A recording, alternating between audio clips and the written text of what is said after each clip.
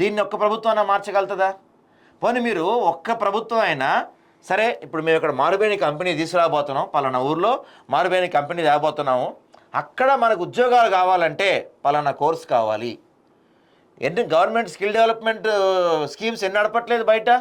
అరే ఇక్కడ మారుబేని కంపెనీ పెడుతున్నారు, అందులో మన లోకల్ వాళ్ళకి ఉద్యోగాలు రావాలంటే ఈ స్కిల్ కావాలి అని ఆ నియోజకవర్గంలో ఒక 30 మందినో ఒక 100 మందినో కుర్రోళ్ళని కూర్చోబెట్టి నేర్పించండి 6 నెలల్లో.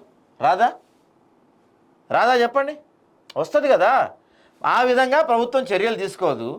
ఏంటంటే వాళ్ళకి వీడికి పర్మిషన్ ఇచ్చేందుకు వాళ్ళకి కొంత సెటిల్మెంట్లు నడుస్తాయి, ల్యాండ్ సెటిల్మెంట్లు, దందాలు, వాడి కమిషన్లు నడుస్తాయి. ఎంతసేపు వాళ్ళ దందాలు, వాళ్ళ సెటిల్మెంట్లు, వాళ్ళు బాగుపడమే తప్ప తప్పితే తెలంగాణ బిడ్డలు ఎక్కడ కూడా బాగుపడిన పరిస్థితి అయితే లేదు. ఇప్పుడు ముఖ్యమంత్రి గారు ఇప్పుడు ఇంకో పాయింట్ ఇక్కడ అందరూ మర్చిపోయిన పాయింట్, అందరికీ గుర్తులేని పాయింట్ ఏంటో తెలుసా?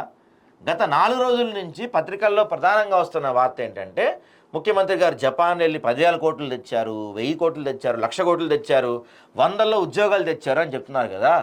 మీరు అందరూ గమనించారేమో ఒక విషయం, గత 4 రోజుల నుంచి అన్ని ప్రధాన పత్రికల్లో ఒక్క పేపర్లో కూడా హెచ్సియు గురించి వార్త రావట్లా.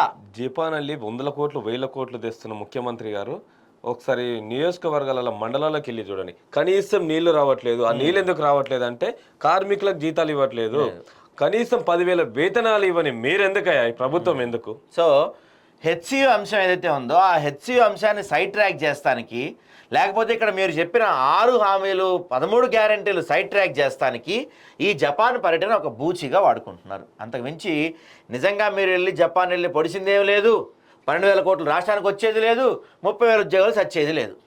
గ్యారెంటీ రాసి పెట్టుకోండి మీరు.